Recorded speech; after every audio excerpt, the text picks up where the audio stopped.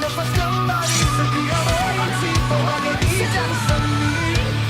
Animasi komik with a one night so divine. I will not give up even if I'm falling for the dawn of a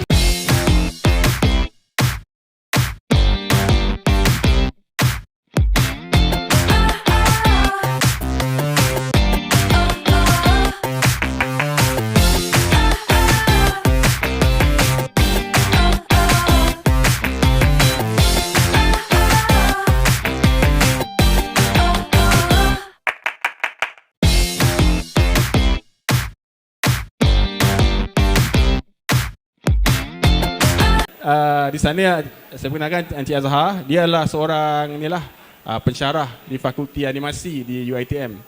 Kemudian di sebelah tengah, di tengahnya adalah saudara Bob Hairi. Dia juga adalah seorang pelukis komik yang prolific di Malaysia. Dan saya mengenali dia sebagai pelukis komik sejak tahun 2002 rasanya.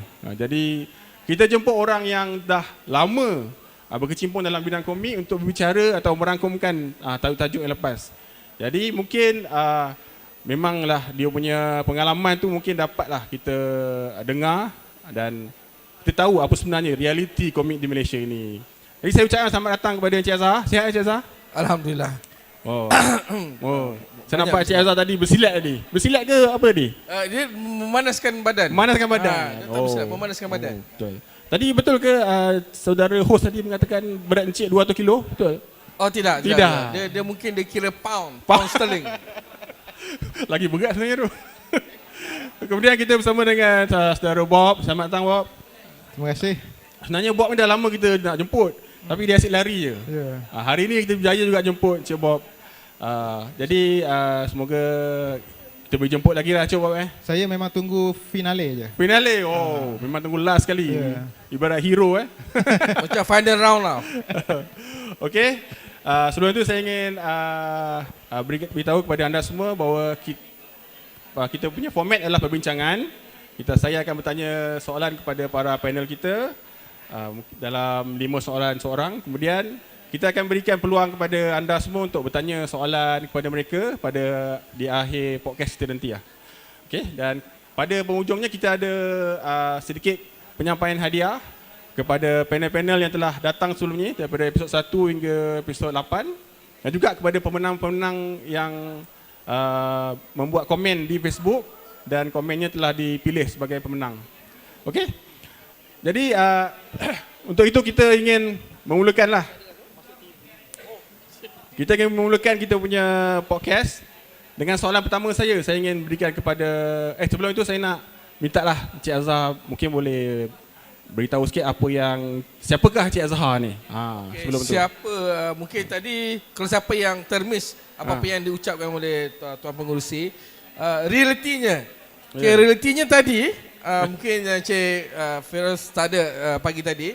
Dan saya ada booth di sebelah sana dan dua adik-adik lah sebab daripada sekolah vocational Kuala Selangor dengan Gombak.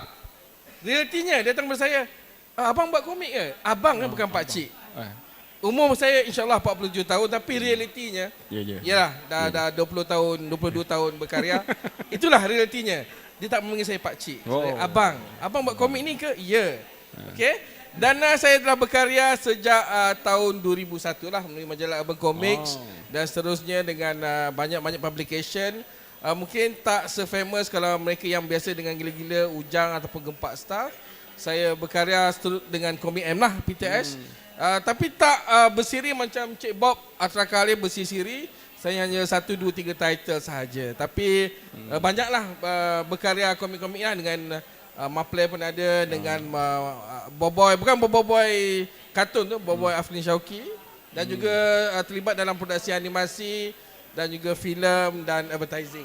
Jadi apa sebenarnya kerja Encik Azhar ni? Saya melukis. Masih lagi melukis. Lukisan yang memberikan penceritaan bergambar. Lukisan yang membawa pada komik lah tu? Ya, tapi komik, animasi, periklanan, filem. Banyak Teater pun ada sebenarnya. Teater pun ada. Untuk backdrop dia lah belakang tu. Dia Ada lupa visual. kerja hakiki dia. Dan kerja tu yalah Dia sebab tanya- dah terpetik banyak kali. Semua kerja saya guna sepanjang 20 tahun menggunakan perisian digital tapi tidak AI. Okey. Sabar. Belum masuk lagi. Okey. Mungkin Cik Bob boleh perkenalkan diri. Okey. Itulah dia lupa nak mention dia lecturer kan. Ya juga. Lama tunggu tapi biar Mengajar sebab baru 12 tahun lah. Melukis dalam bidang komik animasi tu lebih banyak daripada mengajar. Mengajar Okey. 12 tahun di UiTM Puncak Perdana. Dulu Fakulti Filem Teater dan Animasi. Sekarang ni Kolej Pengajian Seni Kreatif lah. Tapi saya di bidang animasi. Okey, baik. Terima kasih. Silakan Cik Bob. Okey, saya Bob Hairi, pelukis komik sepenuh masa macam Abang F kata daripada 2002. So saya dah melalui beberapa fasa lah, zaman majalah dan sekarang komik solo lah boleh kita panggil kan, graphic novel. Daripada antara majalah-majalah yang mungkin banyaklah majalah yang saya dah ceburi, ada yang tak bertahan lama, 1-2 isu. Dan kalau boleh yang dikenali, saya pernah ada dalam Blues Selamanya, G3, dan lepas tu Boboy ada bersama dengan Azhar. Dan 2010 saya bermula dengan Komik M, buat Ultra Calypso hingga sekarang dah masuk ke jilid 15 dan ada lagi lah beberapa title lagi. 15 ya? 15. Alhamdulillah. Okey. Banyak tu naik 15 tu. Dah boleh masuk Malaysia Book of Record tu. Betul lah. Jarang ada tajuk-tajuk komik yang sampai ke 1 hingga 15 kan. Okey. Alhamdulillah. Okey. Jadi itulah dia kita punya panel pada hari ini. Cik Azhar dan Cik Bob memang hebat-hebat orangnya. Berpuluh-puluh tahun mereka punya pengalaman. Okey, jadi saya nak mulakan soalan pertama saya kepada Cik Azhar. Cik Azhar sebagai seorang pencarah animasi lah, betul kan? Maknanya Cik Azhar ajar daripada A sampai Z lah kan? Okey. So saya nak tanyalah Cik Azhar dengan lanjutan daripada episod 1, kita telah menjemput Profesor Ahmad Tamizi Azizan dan juga Profesor Dr. Akram Hafiz, dan mereka ialah pencarah di universiti lah. Saya di UMK salah saya. Kemudian mereka ni memang menggunakan AI dalam mereka punya pengajaran di universiti. Jadi saya nak tanya, adakah Encik Azhar juga menggunakan AI dalam pengajaran di Fakulti Animasi, dan bagaimana pendirian universiti tentang AI ni? Silakan. Izinkan saya mencelah. Ini Cik Tak mencelah, ni memang tanya boleh, soalan. boleh ya? Memang ada ke pagi Memang tadi? tanya. Sebab pagi tadi pun ada perbincangan bicara Anifest dengan ini saya buka baliklah poster. Okey. Associate Professor Dr. Nizam Othman daripada College of Design, American University in Emirates Dubai. Okey, dan Tuan Haji Azizan Rubaan, Fellow Industri Pusat Pengajian Satellite University. Di mana saya kurang pasti. Satellite University kat mana? Tak tahu. Saya kenapa saya pandang macam tu mengurusi. Dan seterusnya ada panel kita Ahmad Mulaidi bin Abdul Majid, penolong editor unit digital Jabatan Penyiaran Bernama. Dan mereka daripada pembicaraan pagi tadi, Anifest boleh saya simpulkan memang menerima AI dan mengatakan AI adalah satu teknologi yang patut diterima dan patut diguna pakailah. Okey. Kalau ada pagi tadi saya tampil dengan soalan saya sebagai seorang yang menyangkal, membantah penggunaan AI untuk menghasilkan produk. Kalau menggunakan AI sebagai rujukan, boleh diterima pakai. Okay, kita guna AI untuk generate satu scene, masalah monster ke, scene di bilik tengah makan ke, apalah scene babak, okay, untuk di generate. Okay. Tetapi untuk menghasilkan produk macam sekarang ni, AI dah boleh menghasilkan video, kan, tiba-tiba naik motor patut terbang apa semualah, dah transform semualah. Dan kita tengok ada yang gambar lama boleh berpeluk lah, bersalaman apa semualah. Okey. Dia menggunakan prompt, dia mengarang. Saya tak pasti apa yang panel-panel pagi tadi yang mengatakan itu adalah teknologi terkini. Dia betul. Bagi saya teknologi itu dia lebih banyak membantu bagi mereka yang tak ada talent. Minta maaf cakap, saya bukan nak menyangkal, nak mengatakan panel-panel pagi tadi tak ada talent. Sebab dia memerlukan bantuan komputer. Dia mengatakan panel tadi saya menyukap panel tadi, dia sama macam Photoshop dia menyukap. Dia kata sama macam penerimaan Photoshop 3D, orang membantah. Itu kefahaman dia. Kemahuan saya masa Adobe Photoshop keluar, perisian 3D, dia adalah still perisian tool, satu jenis tool ataupun kalau kita dulu guna pastel color, watercolor, guna apalah akrilik untuk mengkarya. Samalah, alat ni digital dia adalah satu alat membantu untuk berkarya. Tapi AI sebenarnya dia tak membantu yang kita berkarya. Dia membantu memudahkan kerja. Dia menggunakan prompt ataupun satu karangan, okey saya nak menggambarkan watak sedang makan di bilik air bersama Tun Mahathir, Mat Kilau dengan Parlimen Suara contoh dia. Dia menggambarkan, dia type dan tekan enter. So perisian AI yang saya tahu, dia mencari data-data yang ada di dalam internet, okay, dan memvisualisasikan, menjana lah, menjana, dan mungkin ada setengah dia AI tu dia boleh kita bagi reference gambar Mahathir contoh, reference gambar Mat Kilau dan reference apa makan nasi lemak. Dia pun boleh membantu untuk kita menjanakan. So itu adalah kefahaman saya AI lah. Tak sama macam tool kita guna macam Photoshop, Adobe 3D, Maya ke Blender ke, kan, SketchUp. Still kita kena buat satu, kita menggunakan tangan untuk macam nak melukis tapi dalam komputer. So bagi saya, kelas saya daripada kelas semester 1, saya still kekalkan draw on paper untuk confident line supaya kita tak ada teragak-agak, supaya kita minus mistake. Sampailah ke final, develop lah, gunalah perisian digital, tak ada masalah. Dan saya tak pernah, syarahan saya, okay kita boleh guna AI, saya tak cakap, saya tak pernah dalam kelas saya. Cuma boleh cari rujukan. Cuma saya cakap rujukan, gunalah Midjourney, gunalah software AI. Kata guna rujukan, boleh berbanyak di internet. Carilah rujukan. Tapi bila menghasilkan karya daripada draw watak, sampailah hasilkan animasi, kena from your own. Itulah tak menggunakan AI. Maknanya sama macam kita cari image dekat Google lah. Kita cari image tak apa. Mencari reference ada masalah, itu rujukan. Mencari rujukan, yes. Menghasilkan produk 100% final atau ilustrasi, fotografi ataupun animation ataupun VFX, kena hasil daripada kita punya idea sendiri lah. Tak mengambil yang macam AI saya nampak, dia lebih generate, menjana menggunakan database yang diberi ataupun yang berada di internet mengikut arahan karangan prompt. Maknanya ada tak pelajar disuruh untuk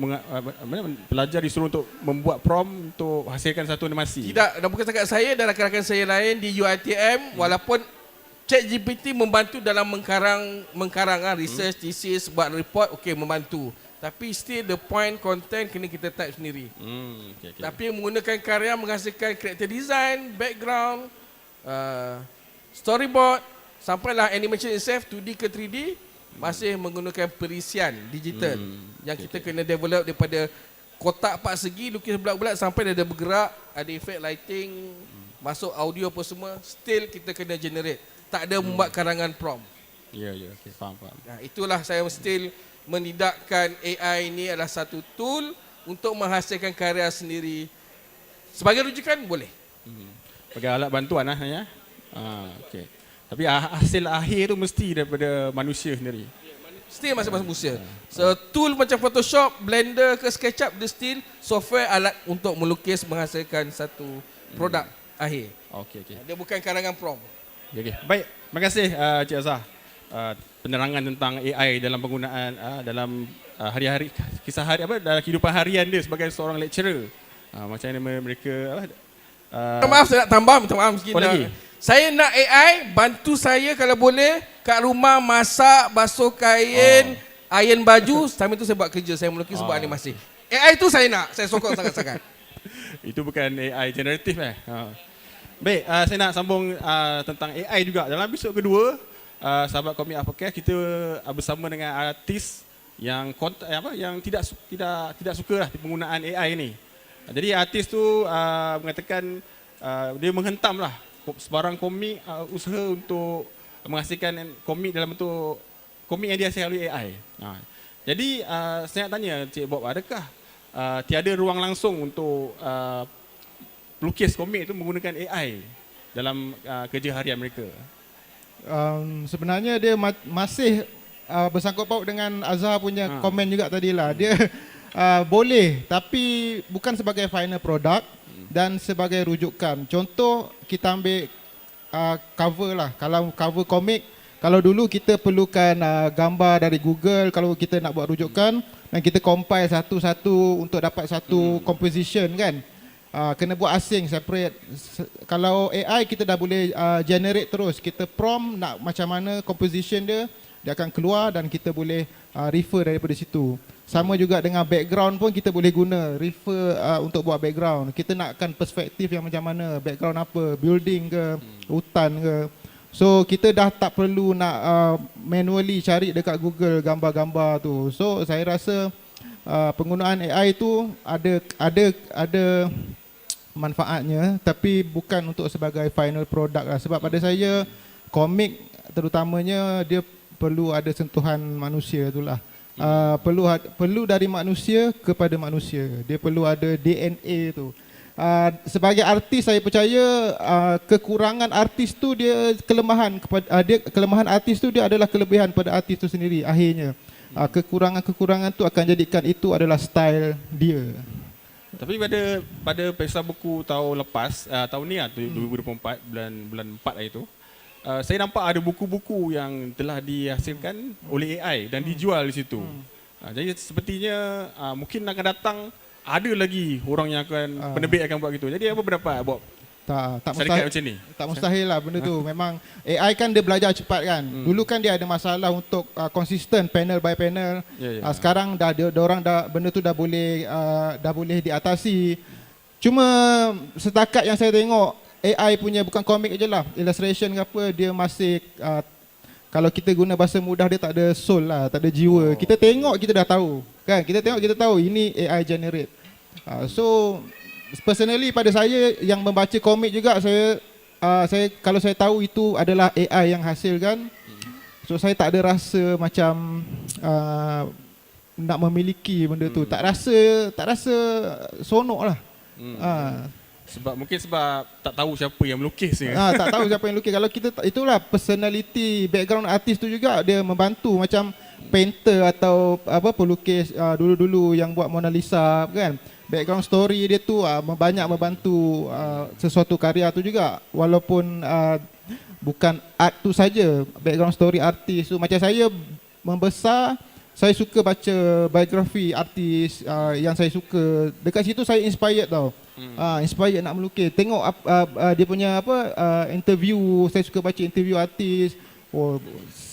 Saya tahu dia punya kehidupan, apa yang dia buat. Jadi saya inspired daripada artis tu. So kalau AI je terus, kita dah kat situ kita dah tak ada lah benda-benda tu. Kita akan kehilangan benda-benda tu lah. Dia punya value tu. Value dia. Okay. Baik-baik. Jadi kita dah bercakap tentang AI lah. Kita nak cakap pasal AI sebenarnya panjang ni. Okey, kepada semua pengunjung Anifest 2024, anda semua dijemput untuk ke pentas utama untuk bersama dengan saya, dengan dua orang artis, Encik Azhar dan Encik Bob. Kita sedang membicarakan tentang reality komik di Malaysia. Baik, soalan saya yang seterusnya kepada Encik Azhar. Dalam episod Sahabat Komik Podcast yang ketiga, kita berbicara tentang komik kanak-kanak. Jadi saya nak tanya, dengan pengalaman Encik Azhar selama berpuluh tahun ni kan, apa lagi yang sebenarnya yang kita boleh hidangkan kepada pembaca kita? Perlu diperbanyakkan lagi? Alright, realitinya komik ni dia ada zaman. Zaman 50-an lain, sosial budaya dia, ekonomi dia lain, teknologi pun dia lain. Daripada mula-mula keluar komik di Surat Khabar, komik Sinaran Brothers, Bahasa Jawi dan seterusnya komik 70-an dan bermulalah komik lawak dan pada masa juga ada juga komik yang media seni cuba keluarkan komik bermacam-macam jenis komik, purbawara, detektif apa semua. Okey. Dan seterusnya kebangkitan paling kuat impact dia gila-gila kan. Seterusnya komik hujan dan seterusnya lah. Okey, kita nampak setiap zaman generasi ada dia punya nilai persembahan dia. Okey, dan tidak dinafikan realitinya tahun 2020-an ini tak sama 30 tahun dahulu yang ini bukan sasa efek pada komik, semua media bercetak. Dia efek satu dengan teknologi digital dan telefon yang boleh apa-apa saja di telefon kan. Okay. So benda ni dah jadi satu perubahan masa dan teknologi menyebabkan komik itu bukan satu lagi sumber hiburan ataupun sumber bacaan, sebab kita boleh katalah zaman 80-an 90-an yang masih lagi komik tu masih sales, boleh saya katakan mencecah 50,000 sebulan, katalah gila-gila ataupun ujang ketika itu sale 50,000. Kemudian 2 kali sebulan boleh katakan sale komik 100,000 dalam masa sebulan kan? Sebab kalau ada majalah ujang contohnya, dia terbit 2 kali sebulan, so dia dapat sale macam tu. So zaman sekarang majalah adalah satu even dulu nama My News, majalah ada kedai-kedai runcit, ada majalah, ada surat khabar, ada komik. Dan sekarang zaman tu tidak ada. So sekarang zaman tu untuk kanak-kanak macam pergi kedai, nak beli gula-gula kata, nak beli aiskrim dan juga nak beli majalah. Sekarang ni dia tak pergi sangat ke kedai. So sekarang ni apa yang ada di telefon, apa yang ada di YouTube, itulah dia punya penerimaan. Dan silakan membantu minat membaca tu agak berkurang. Tetapi perlu dan itu berlaku kat senario komik Malaysia. Merundum majalah apa semua tak ada dah. Okay. Tetapi ada satu fenomena yang di mana komik masuk di sekolah-sekolah melalui Komik M pun ada, Gempak Star pun ada.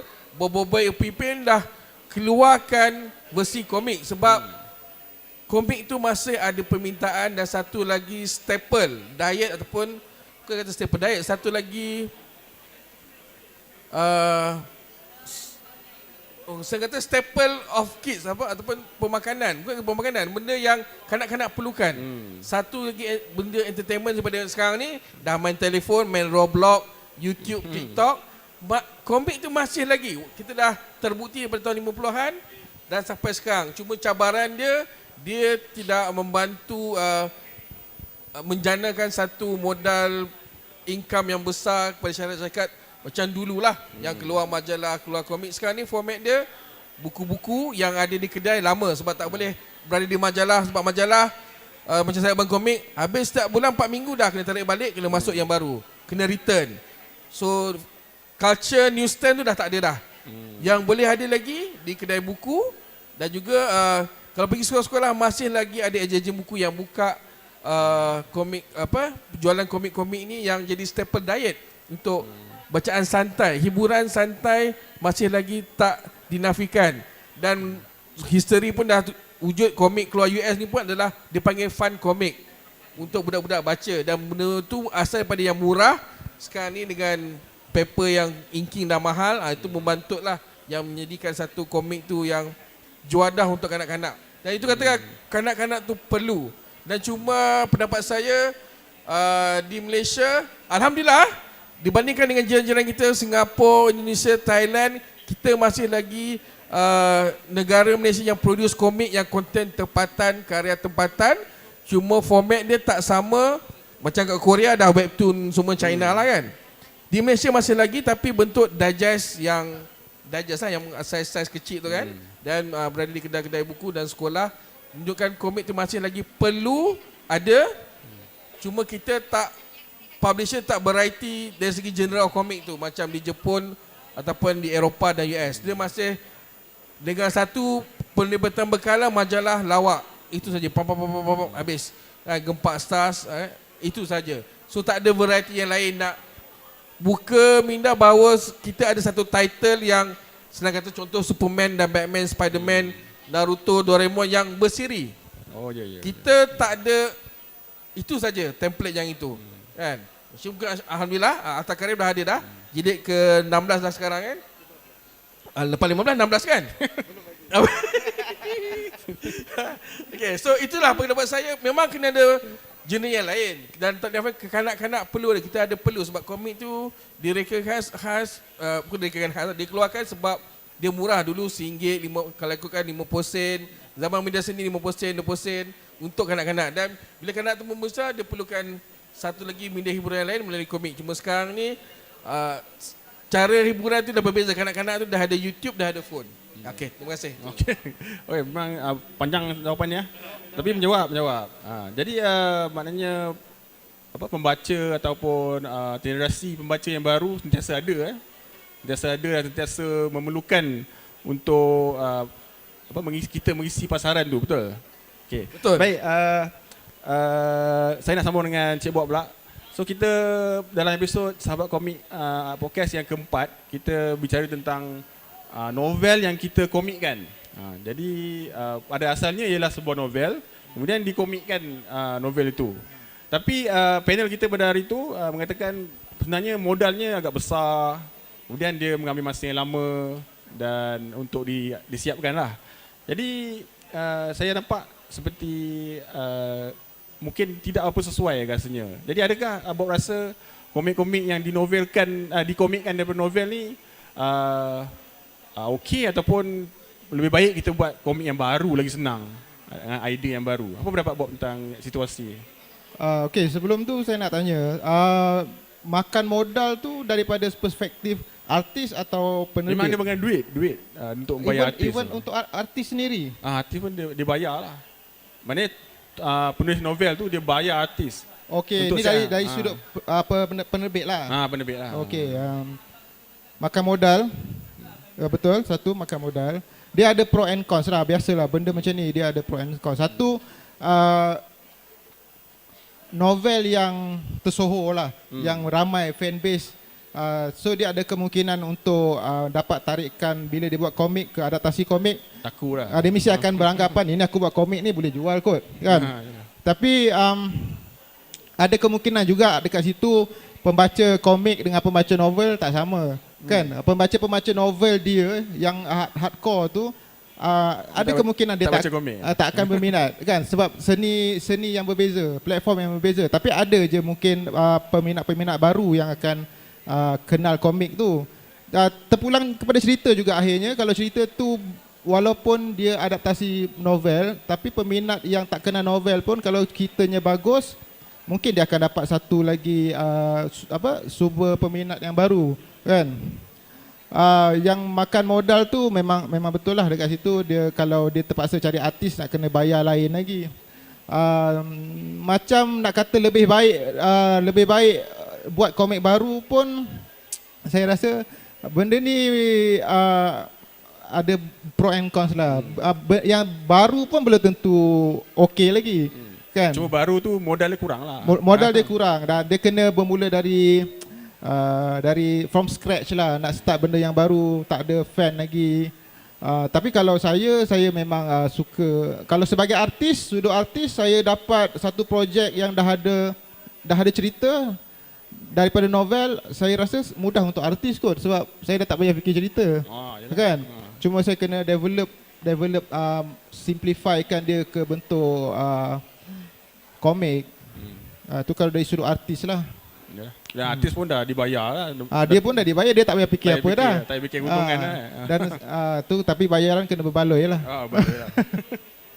Tapi kalau kita tengok di pasaran memang kurang sebenarnya komik-komik yang daripada novel. Kalau TV banyak lah rancangan novel, rancangan TV, drama TV daripada novel. Ya, adaptasi ke drama tu rasanya lebih praktikal kot kan, dari sudut bajet, dari sudut selalu novel-novel yang diambil pun tema-tema cinta. So memang sesuai friendly untuk drama TV. Jadi itulah saya persoalan kan tu, adakah hanya lebih baik dari komik ataupun kita buat sendiri yang baru kan. Persoalannya itulah dia. Okey, saya nak sambung dengan Cik Azhar lah. Cik Azhar, daripada episod yang kelima itu kita bicarakan tentang soal ketulinan dan originality ataupun authenticity lah komik tu. Tadi saya teringat dengan karya Encik Azhar iaitu Liga Pendekar. Liga Pendekar ni dia macam Justice League lah, betul tak? Dia ada watak-watak yang power-power daripada folklore ataupun legenda Malaysia lah.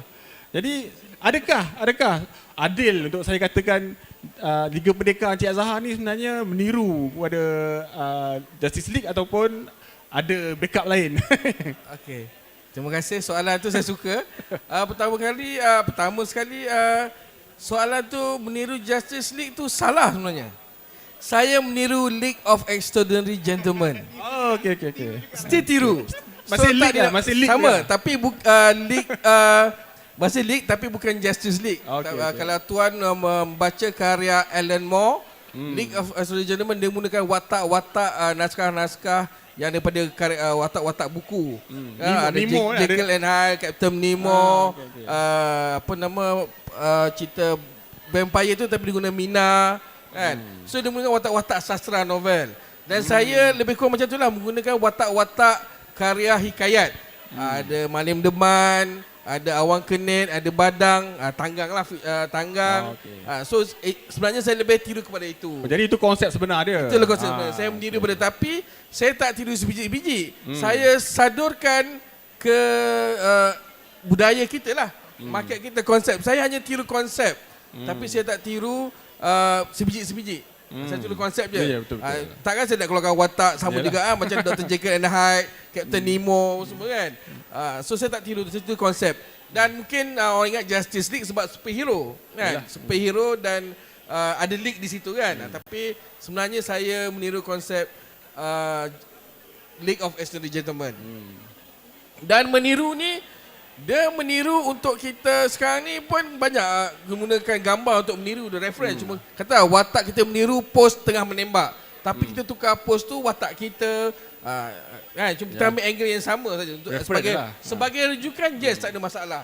Cuma kita jangan tiru sebiji-sebiji lah. Yang menjadikan contoh lah yang tak best, cerita pasal dia tiru kat Malaysia, nama pula Naruto jadi Narutah. Lepas tu ninja, perkampungan ninja cuma dekat KL ya, ataupun Sabak Bernam. Lain semua tiru sebiji, kostum sebiji, rambut pun oren. Daripada Naruto jadi Naruta, dia tiru sebiji-sebiji. Itu tak boleh. Sebab dia nampaklah plagiarism, plagiat dari situ. Tapi kalau dia guna sedikit tiru untuk jadikan rujukan dan dia mengubah, dia berfikir sedikit, dia buat homework dan dia tukarlah Naruto tu jadi Nur Ato ke kan, Nur Ahmad ke kan, tapi seorang silat contoh lah. Itu tak apalah. Nak lebih kurang macam samalah jangan cerita Dragon Ball, Wukong kan. So dia tiru-tiru lah. Okey. Tapi zaman sekarang ni Encik Azhar dia kalau kita nak fikirkan tentang originality dah tak ada sebenarnya. Semua benda dah dibuat dan kita, jadi macam mana nak Betul. buat? Suka kita nak mencari satu yang original tapi agak sebab sekarang dah tak ada nak original. Even Superman pun dia ikut as a macam Jesus God kan. Anak son of God datang. So ikutkan pun tak ada. Semua pengkarya dia akan ambil inspirasi sana sini. Yes. Macam Ultra Khalif kan. Saya tengok Ultraman pun ada kan. Tapi tak apa. Nama buat Ultra. Contoh je lah kan. Okay. Mungkin Bob nak tambah? Setuju. Nak tambah Bob? Tak ada. Tak ada. Setuju. Setuju saja. Okey.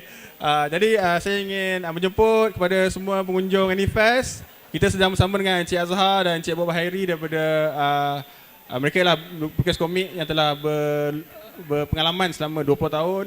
Jadi jika anda ingin mendengar pengalaman mereka, bolehlah duduk di kursi-kursi di pentas utama ya. Silakan.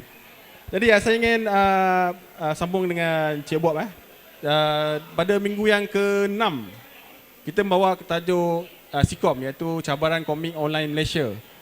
Dan kita tengok pertandingan ini melahirkan penulis dan pelukis yang baru yang tak pernah keluar daripada gua sebelum ni, dan mereka pula memang datang dengan idea-idea yang segar dan juga lukisan dia memang top notch. Memang power-power tu orang ni. Jadi pada pendapat Bob pertandingan Sikom sendiri, apa pendapat Bob tentang pertandingan Sikom ni? Adakah Sikom ni bagus ataupun boleh ditambah dengan pertandingan lain? Dan juga bagaimana pelukis-pelukis lama ni, adakah mereka harus terasa tergugat dengan pelukis-pelukis baru yang power-power ni? Apa pendapat Bob? Okey, macam Sikom ni of course memang sudah terang lagi bersuluh, memang bagus lah. Memang bagus dia ada. saya sokong. Sebab memang kita perlukan pelapis. Bukanlah pelapis, kita perlukan bakat-bakat baru dengan artwork yang baru, cerita-cerita yang baru. Sebenarnya ramai kat luar sana yang berbakat tapi tak ada tempat, tak ada platform kan. Ada yang malu pun dia nak sekarang ni dah media sosial ni sebenarnya kita boleh je artwork kita tu kita publish dekat media sosial kita, tapi kadang-kadang ada yang malu. Jadi bila adanya Sikom ni, dia akan beri galakkan sebab dia ada satu lagi motivasi wang. Dia ada hadiah kan. Dekat situ orang yang malu ni pun mungkin boleh okey aku kena cuba lah kot ni kan. Jadi kan hadiah dia beribu-ribu. Ribu-ribu. Lepas tu dapat peluang berkarya dekat penerbit yang dah well known lagi kan, yang macam PTS, Komik M. So memang bagus lah. Dan perlu rasa tergugat ke? Saya rasa perkataan tergugat tu tak tahulah sesuai ke tak. Tapi sebagai saya sendiri pelukis yang dah sebelum daripada mereka ni, memang ada rasa macam bila tengok artwork dia orang, dahsyat budak-budak ni kan. Aku kena upgrade ni. Kan? Dia ada perasaan tu macam, tak boleh ni, aku kena step up the game kan. Kalau tidak kita selesa je begitu kan. So bagus juga diorang ni datang dengan energi yang baru, dengan vibe yang baru macam ni. Dia buat orang-orang lama macam saya, bukanlah lama, orang-orang yang habis awal ni tersedar. Tak mengaku Orang lama nanti kata lah macam power pula orang lama kan. Macam tersedar kan. Alamak, aku ni selesa sangat sebelum ni kan. Jadi boleh kata tergugat ke tu? Betul, tanya tu. Boleh lah kot, tergugat lah. Untuk improvekan diri lagi. Dia sebenarnya bagus sebab bila kita ada ramai orang baru involve dalam komik ni, dia timbulnya satu daya saing yang sihat. Untuk kita improve lebih better. Alamak, budak ni dah boleh buat macam ni, kita pun kena buat lah. Saya sokong ni, bila ramai orang baru berkarya, maksudnya pesadar, nak kata industri belum sampai level industri yang menjana ekonomi Malaysia lagi lah.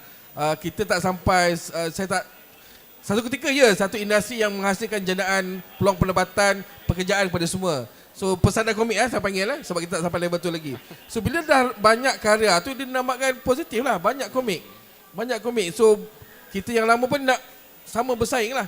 Mungkin tak selaju, tak sama, tapi kita try cari pro and con apa. Dia ni buat karya macam ni, kita macam ni kan. So kita pun kena buat lah apa gap yang ada antara dia dan kita, dan apa yang belum lagi di-tap di market. So bagi saya, satu dah persaingan yang sihat lah kan. Saya nampak dalam peserta-peserta Sikom ni, mungkin kekurangan yang saya tak tahulah. Kekurangan mereka mungkin daripada segi ceritanya kurang lah. Rasanya betul ke pendapat saya tu? Betul, saya sokong supaya itulah akan nampak level dia tu. Seniority dan junior tu dan pengalaman tu. Dia dah nampak dan nampaklah bila pengkarya baru dia akan cerita setakat ni macam ni je dia boleh pergi. Akan nampaklah, dan dia akan bawa positif dan negatif dan kelebihan dan trademark pengkarya tu. So kita tahu lah, walaupun dah macam-macam pengkarya yang ada, setiap pelukis, penulis tu ada kelebihan dan kelemahan dia dan speciality dia. So bagi saya tak ada masalah.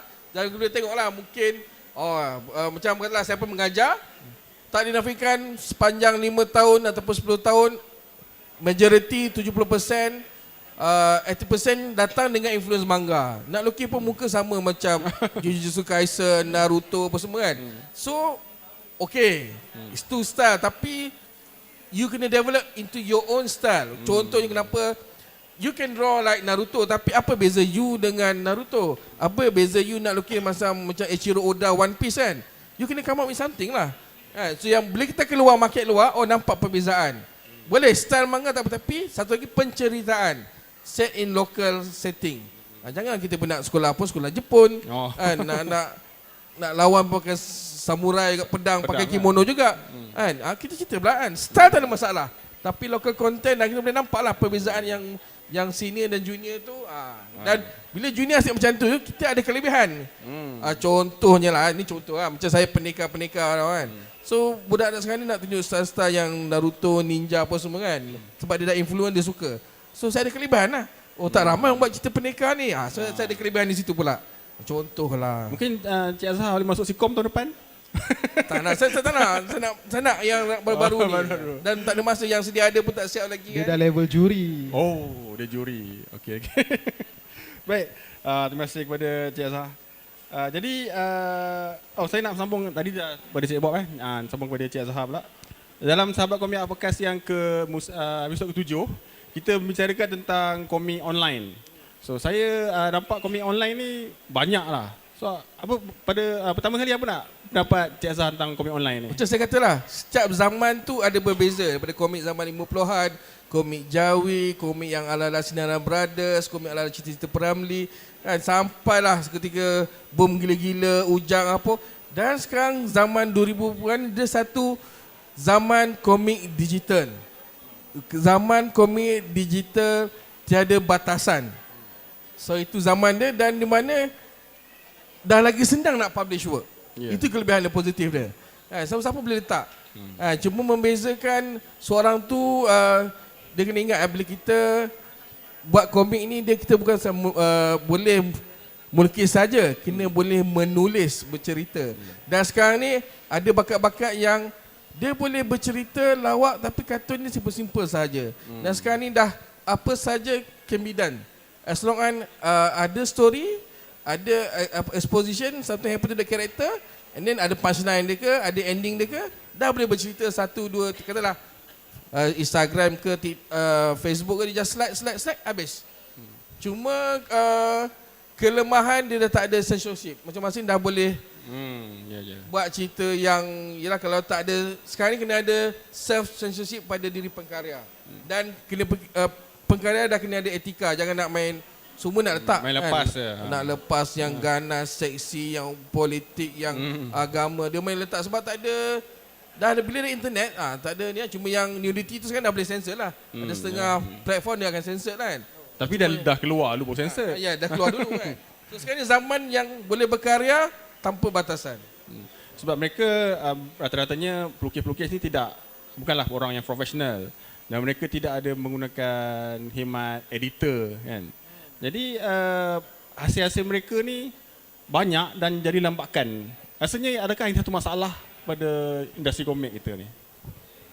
Lambakan komik-komik online yang macam ni. Bagi saya tak nampak ada satu masalah. Salah satu yang positif. Cuma yang negatif bila konten yang dibawa tu mencarut lah ke, lawak-lawak. Contoh, lawak berak, lawak skibidi. Contohnya lah, mungkin siapa yang tahu, saya pun belajar dari Cik Bob dengan Cik F ni kan, Abang F kita kan, lawak skibidi ni kan. So itu yang tak elok lah. Tapi yang positif, semua dah boleh berkarya. Semua dah berkarya je, cuma adakah dia boleh monetize, buat jadikan satu platform bisnes lah. Sebab komik pun in the end still business making. Macam katalah, kalau semua orang dah boleh buat komik, dah boleh menjana. Dan satu lagi yang saya seronok, event zaman yang berkarya komik tanpa batasan ni, dah boleh promo event, dah boleh jual online, dah boleh pergi ke event-event. Tak sama macam saya zaman Urban Comic dulu, 24 tahun dulu, yang nak mencari event, nak promo karya susah. Sekarang ni dah banyak kata dah mempermudahkan, banyak. Tak nak je. Kena bayar ads je. Bayar ads je.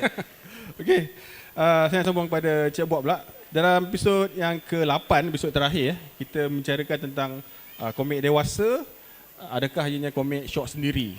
So dalam panel pada hari itu, malam itu, ia mengatakan tentang komik-komik yang terbitah sendiri ataupun indie ni tidak relevan kerana pelukis lebih perlu faham kepada kehendak pembaca berbanding melukis apa yang dia nak dan menghidangkan kepada pembaca.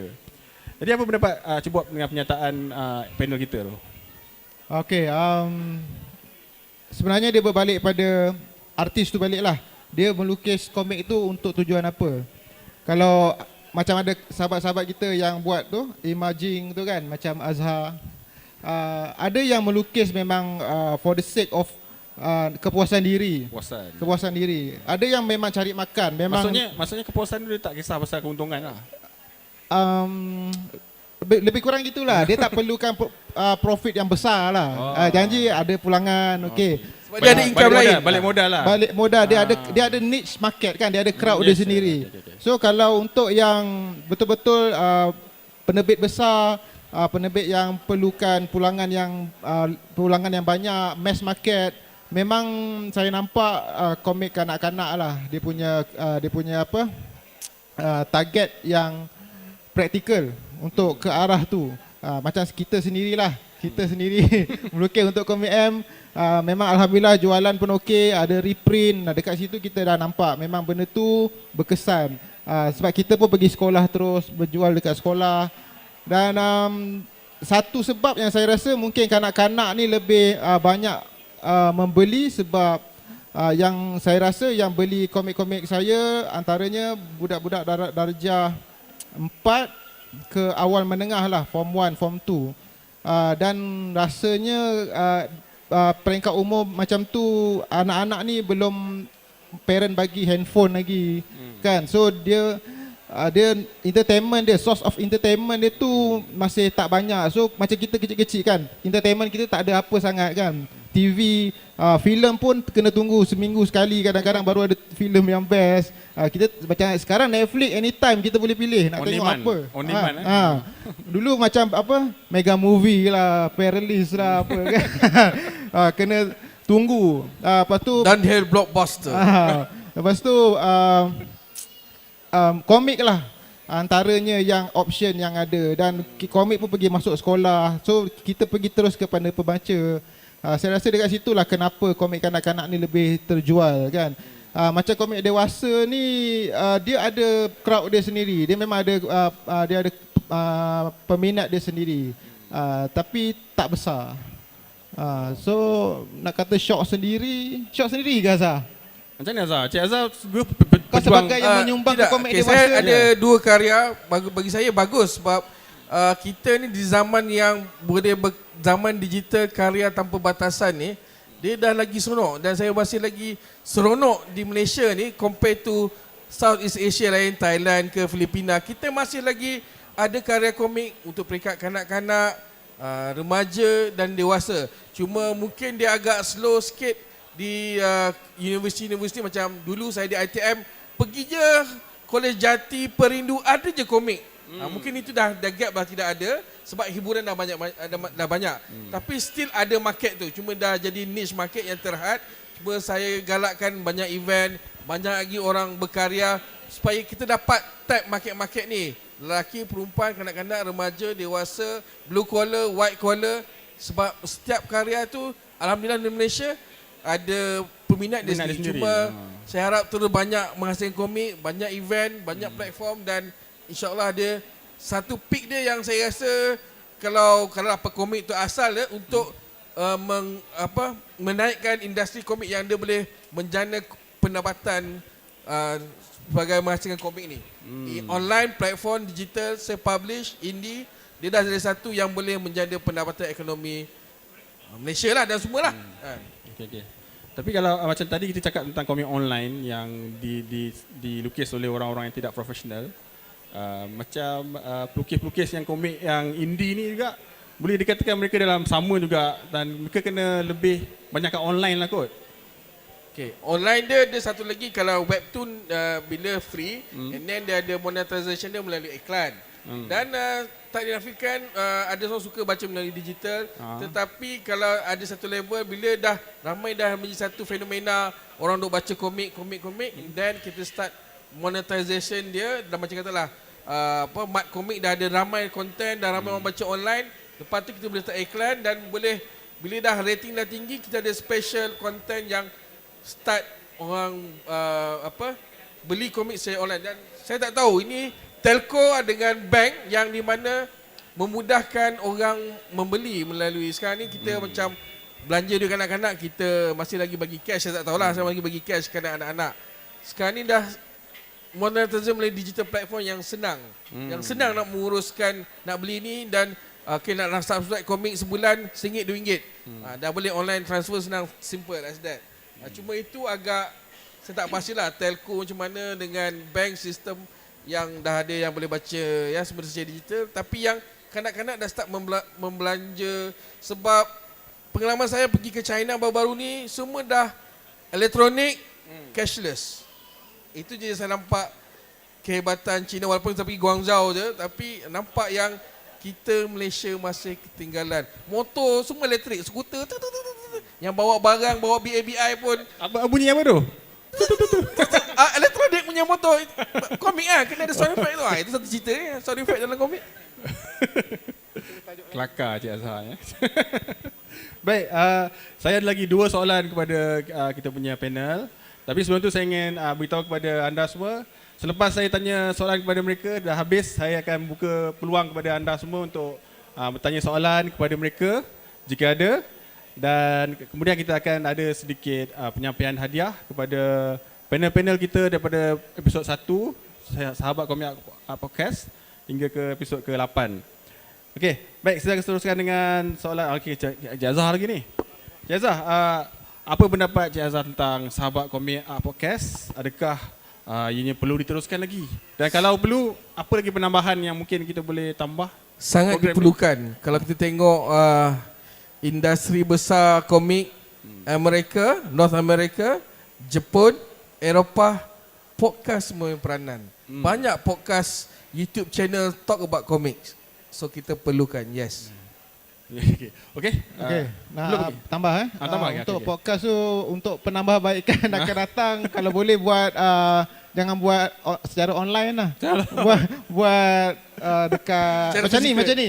Dalam studio kita lah, dalam studio. berjumpa kan, lebih seronok dan Sebenarnya untuk musim kedua memang kita merancang untuk buat di studio. Tapi kita ada masalah logistik lah. Sebab kita nak import panel-panel daripada negeri lain macam-macam kos lagi kan. Kosnya. Sebab kalau online ni internet saya slow lah. Dan lagi satu moderator tukar lah.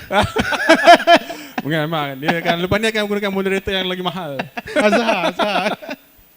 Okey, Azhar, kita tak habis lagi. Mungkin ada kata-kata akhir kepada hadirin, terutamanya penggiat-penggiat komik dan animasi di Malaysia. Pertama kali saya banyak terima kasih kepada pihak podcast yang mengadakan topik. Sebab kita kurang podcast ni dan lepas tu wujud pendengar-pendengar, beliau dah start share pasal podcast ni, dah satu kesedaran. Dan seterusnya pihak penganjur Anifest ni banyak lagi event. Dan mungkin sekarang ni bukan masalah kita banyak berada di Lembah Kelang kan.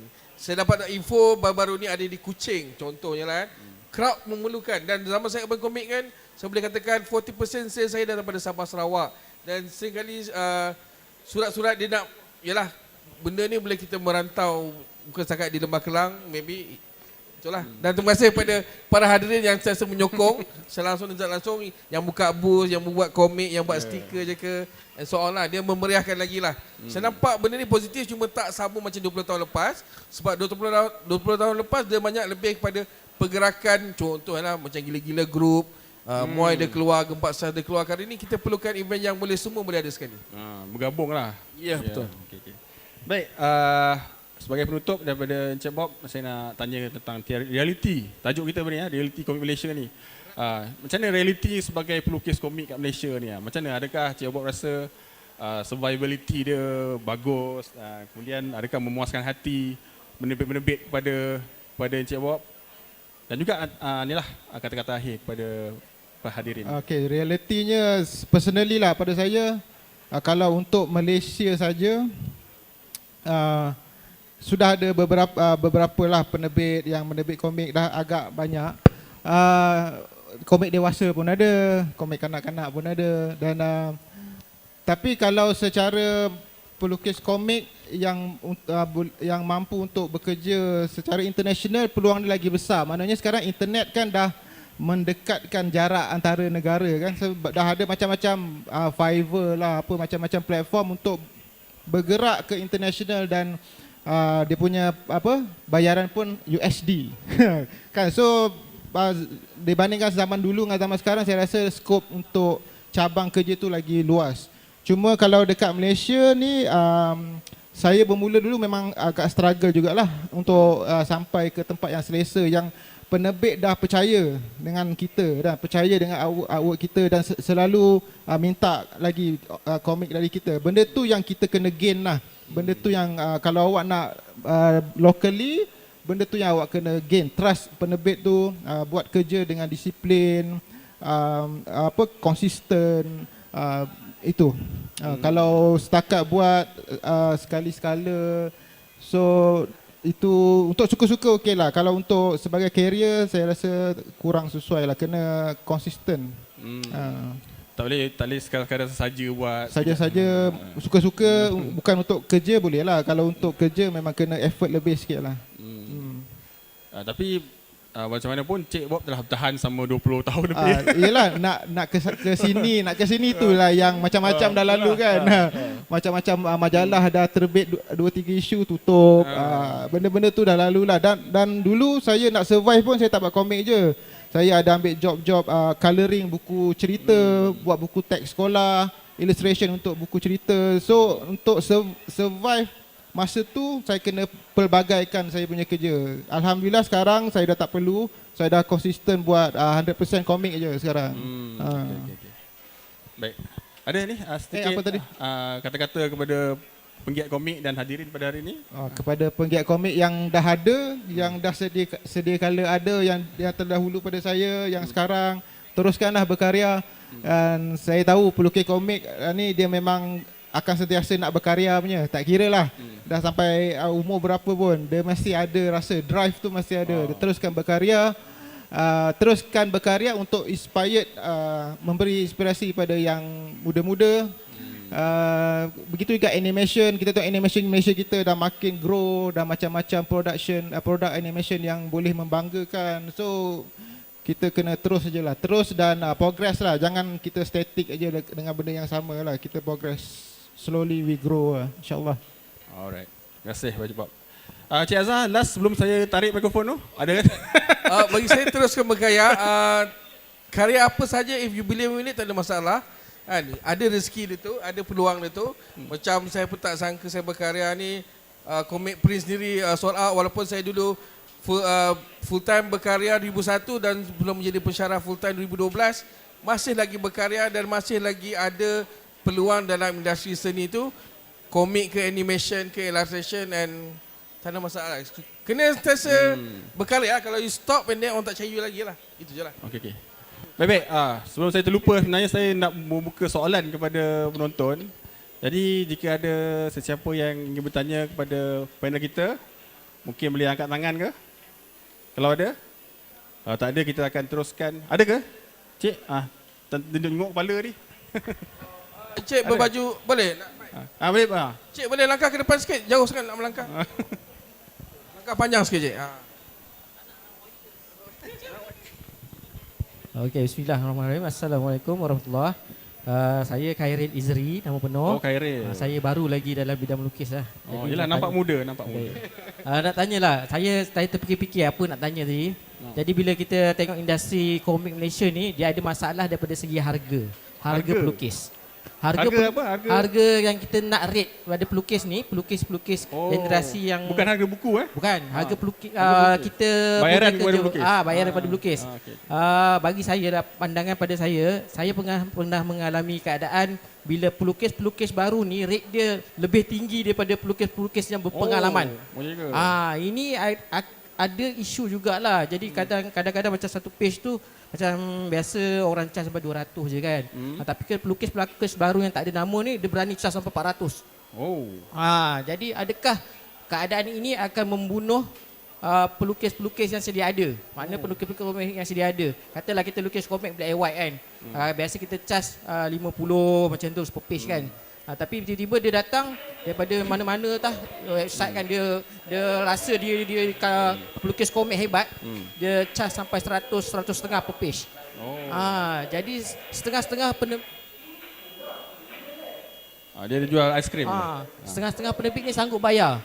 Jadi pelukis-pelukis yang berpengalaman ni, yang dia dah tahu selok-belok tentang komik dia tak dapat job tu lah. Okay. Jadi apakah pandangan kita minta pensyarah lah, dia lebih berilmu lagi dalam hal ni. Adakah perkara ini akan membunuh industri lukisan komik yang pernah ada ataupun dia lebih baik? Itu je. Boleh faham soalannya? Nak kena ulang tak payah? Tak apa. Terima kasih. Encik, sungguh kita ada hadiah kepada siapa yang bertanya. Jangan gaduh. Agak unik kes ni Mungkin Encik Azhar, siapa yang terbunuh? Pertama sekali kita tahu dah ada rate baru, PM pun dah menyebut belanjawan kena naikkan ceiling untuk pekerja muda ni. bagi saya dia kena tengok kalau level pengkarya artis muda, penulis muda ni memang betul rate dia that level dan dia ada banyak portfolio yang membantu. Dia membantu sebab satu positif, dia akan letak satu tanda aras yang perlu dinaikkan rate itu. Itu je yang bila dah ada yang muda yang dah berkualiti, harap bukan AI bukan AI, dia boleh naikkan rate dan membantu. Dan rate ni pun bergantung pada penerbit. Modal dia, capital dia, market dia lah. Ada setengah dia nak go for this market. Ada yang dia dah ada modal banyak, dia nak flood the market, dia ada modal besar, dia boleh. Bagi saya membantulah bila in positive side lah. Okay. Kalau dah rate tu dah start tinggi, penerbit pun tahulah kena naikkan tinggi. Dan yang baru-baru kena catch up lah. Tapi kena rate tu berbaloi dengan harga kerja lah. Tapi super simple, ada kroni, nepotism, janganlah. Tapi persoalannya dia tanya jika penerbit tu membayar tinggi kepada artis baru. Okay. Dia ada satu, bagi saya, cabaran untuk senior tu untuk cuba catch up. Kalau betul lah. Sebab saya tak pasti level mana pelukis muda punya lukisan kan. Kalau standing memang senior tu kena catch up lah. Kena bagi saya positif tu kena bersaing lah untuk that level. Dan bagi saya membantu supaya lepas ni nak tak nak rate dah start naik. Katakanlah kalau dulu rate 50, bila dah pelakus dah 200, dah kena naikkan lah rate 100 lah. Sekarang ni dia punya benchmark market tu dah dah kena start tukar. Okey. Dia harap menjawab soalan Encik Carol. Bolehlah sikit-sikit. Okey. Tak, sebenarnya saya rasa agak unik situation tu. Saya rasa first time saya dengar. Selalu yang kalau kacau market ni, orang baru datang turunkan harga kan. Itu akan kacau lah. Kalau yang dia baru dan penerbit willing untuk bayar dia lebih, macam itu kenapa kan? Mungkin kes terpencil ke saya? Mungkin artwork dia lagi baik, kan? Mungkin dia worth 400 lah untuk artwork dia. Kena tanya penerbit tu lah, kenapa dia sanggup bayar orang tu. Okey. Ya. Jutawan. Oh, dia tak tahu harga. Okey. Okey, kita ada lagi dua hadiah untuk kepada dua orang yang sudi untuk bertanya. Okey. Boleh Bob, Azhar boleh bagi yang wireless.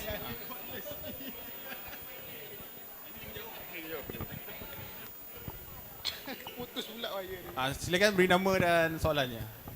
Okay, Assalamualaikum. Nama saya Haris. Haris Saya daripada College Community lah. So memang betul apa yang saya nak just menyokonglah pendapat daripada artis-artis kita. Orang seni ni dia tak ada pencen. Tak ada pencen. Dia akan selagi ayat dia akan berkarya lah. Yalah. So lagi satu, cuma kadang-kadang tu bila tengok artis komik ni, dia punya idea tu macam sentiasa ada. So inspirasi tu lah. Macam mana dia boleh sentiasa ada je idea tu. Ataupun memang pernah memang tiba-tiba tak ada idea, stuck, langsung tak berjalan bulan. Okay. Kan memang kita dalam orang seni kadang-kadang dia ada stuck, masa-masa yang begitu. So macam mana tu nak maintainkan energy tu. Energy, idea apa semua tu.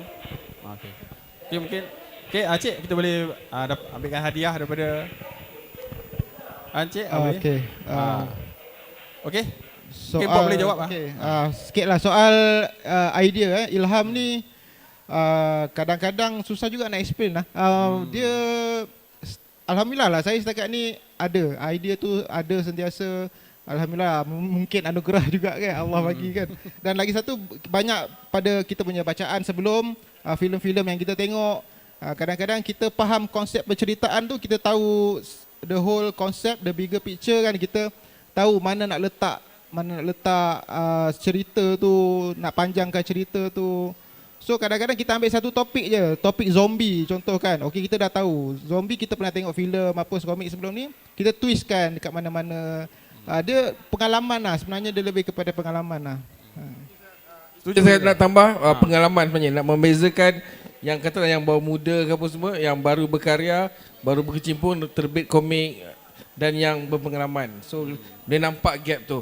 Dan benda tu bila dah biasa buat, macam main bola lah, dah biasa ambil free kick, so dia tak ada masalah. Benda tu dah buat hari-hari, dia tak ada masalah lah. Rutin Dah rasa macam kerja memang akan Bagi insyaAllah ada. Ada je nak pusing, bukan nak pusing lah, maksudnya kisah doktor, kisah lawyer. Cuma kalau lawyer doktor, kena buat research sikit lah cerita kan. Pasal doktor yang menyelamatkan pesakit, lepas tu dia terlibat dengan someone apa, tak tahu lah. Boleh lah pusing-pusing macam-macam kan. Dia put into situation, cuma dia membantu, kena buat research sikit lah kalau topik tu out of dia punya normal dan dia punya kepakaran yang dia biasa buat lah. Berkatalah mangga, semua dia tukang masak, main bomba, apa semua dia ada. Cuma kena ada a bit of background research lah dalam start kita berkarya tu. Selain maknanya selain daripada ayat pengalaman, kena research lah. Seharap dapat menjawab Puan Encik. Okey, kita lagi satu lagi. Soalan daripada Cik. Mungkin boleh bagi mikrofon kepada dia. Jangan berebut. Silakan dengan nama. Bismillahirrahmanirrahim. Saya nak tanya, kalau seseorang tu penerbit yang approach kita, apa kita nak buat? Penerbit ni di komik kan ni? Contoh siapa pengasas komik M? Saya tak ingat. Pengasas? Encik Wanzu kot? Wanzu. Wanzu pernah approach saya. Puan, Encik. Approach saya lah, macam suruh terbitkan komik dengan dia. Tapi saya tak ada masa waktu tu. Sekarang saya perlu approach dia lagi ataupun tidak? Dan saya nak tanya pada Encik Bob lah. Macam mana Encik Bob boleh masuk dalam komik M? Okey, dan saya nak tanya pada kedua-dua panel, apa genre yang paling digemari di Malaysia? Okey. Ya. Alright. Okey, mula-mula tadi sikit hadiah dulu. Okey, terima kasih. Sebelum ni di approach oleh Wanzu tapi tak ada masa lah kan. Sekarang ni mungkin dah ada kesempatan lah nak buat. So memang Cik kena pergi follow up balik lah dengan Wanzu, cakap saya dah ada kelapangan masa dan boleh tanya dengan dia apa yang dia prefer, komik yang macam mana. So nanti awak boleh buat proposal lah. Dari situ buat proposal, selalu proposal simple je, sinopsis, cerita, character design yang penting, watak-watak penting, dan buat dalam 3-4 page komik untuk kita tunjuk komik kita punya quality. So nanti penerbit tahu kah dia okey yang ni sudah layak untuk terbit atau belum kan. Dan satu lagi, macam mana saya masuk komik M. Masuk komik M ada kena mengena dengan Froggy Papa. Sebab masa tu kan kita berborak zaman YM kan. Masa tu saya masih bekerja dengan ada penerbit lah buat komik. Dan masa tu kami borak-borak dan Froggy Papa kata dia baru nak start buat dengan komik M. Dia baru nak buat komik solo. So dia kata dengan saya, boleh, kau pun boleh try kan. Dan sejak dari itu, dari hari tu tahun 2010 tu saya bermula sebagai full time freelance komik artist sampai sekarang lah. Pun dia sebab dia racun lah. Maksud dia boleh Bob, boleh. Aku boleh, takkan kau tak boleh. So itulah saya bermula dari situ sampai sekarang lah. Alhamdulillah. Azhar nak tambah. Bila dah ada karya, dah ada yakin macam Cik Bob kata lah, hantar je email proposal tu lah. Market ni yang paling tahu adalah penerbit dan editor lah, sebab dia mengenai industri, dia tahu sell komik mana yang paling tinggi kan, mana yang boleh terjual lah. Dan sekarang ni kita kaji market satu lagi, tengok pada apa permintaan editor dan publisher. Tapi sekarang ni dia terpulang juga kepada kita tak tahu. Sekarang ni macam kata dah boleh berkarya tanpa batasan. Kita tak ada masalah nak berkarya sendiri ataupun dengan penerbit.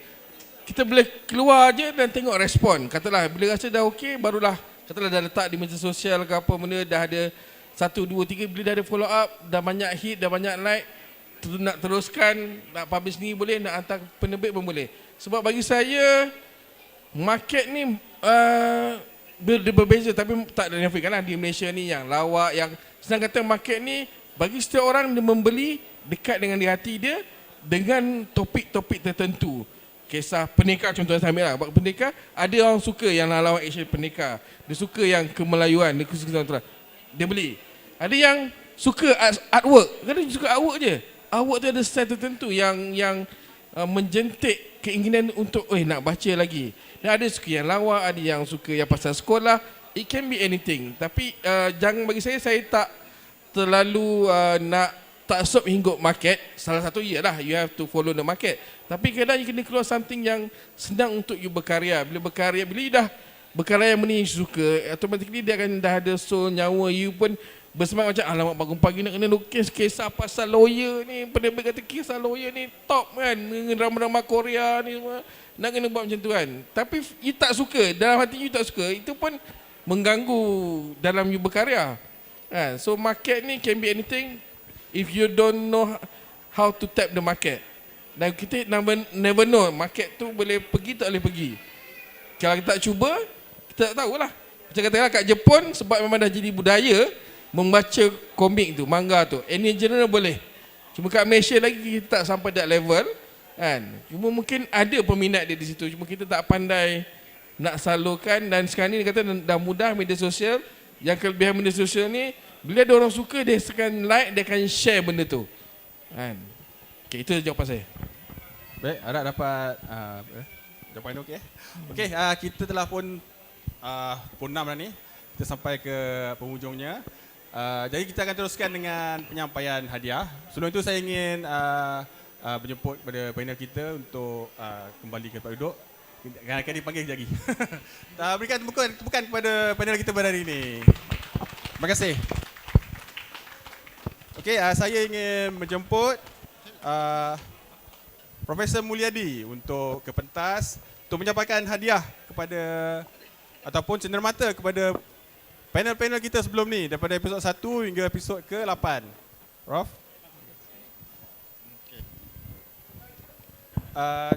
Encik Aziz.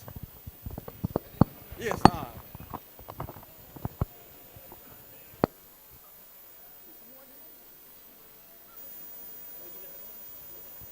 Okey, saya baru dapat kehadiran peserta panel-panel yang hadir pada hari ini. Okey, kita akan jemput, saya akan menyebut nama-nama panel kita yang terdahulu dan profesor akan memberikan. Kita tunggu hadiah dulu. Okey. Mungkin kat sini, Abu kat sini. Kita akan panggil dari sana lah. Abu sini.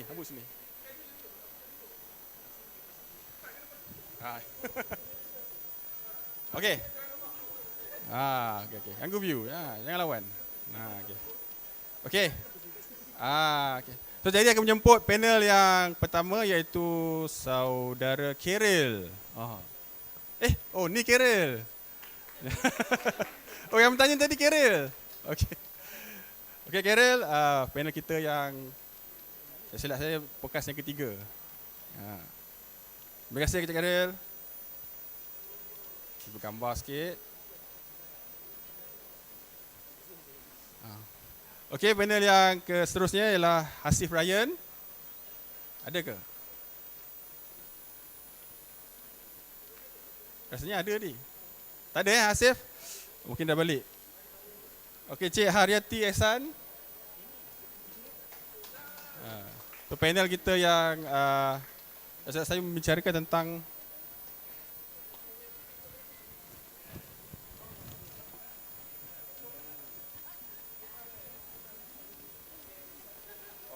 komik estetik autentik. Ya.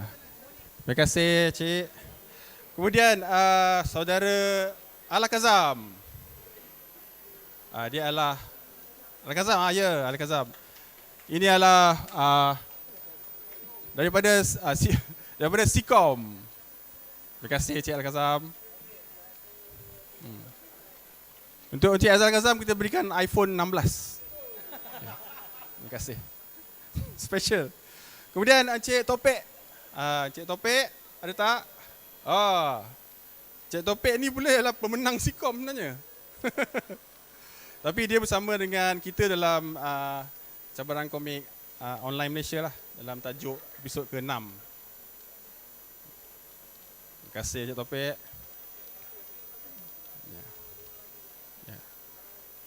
Okey. Ada iPad Pro. Yes. Okey, seterusnya kita punya panel pada hari ini Encik Bob Hairi. Buat kerja. Terima kasih Encik Bob Hairi kerana sudi. Untuk Encik Bob kita bagi majalah saja. Dan yang terakhir kepada Encik Azhar yang cukup bersemangat pada hari ini.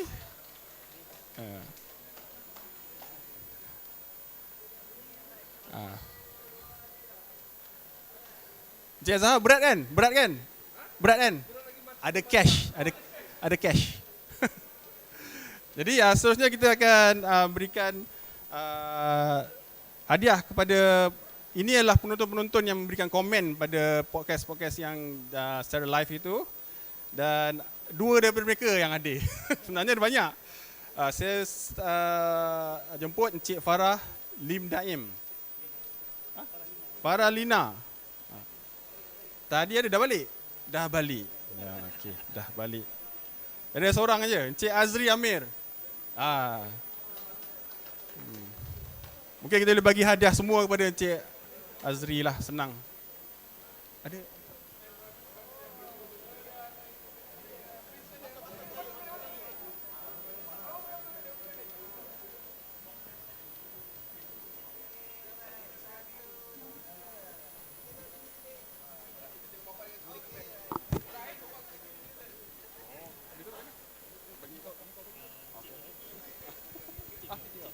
Okey, terima kasih kepada Encik Azri.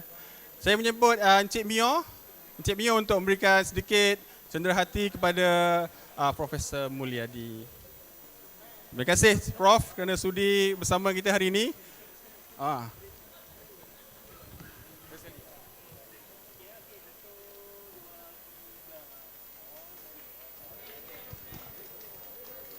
Okey, terima kasih. Baik, terima kasih kepada hadirin. Jadi telah habis lagi? Ada? Tak ada lagi hadiah.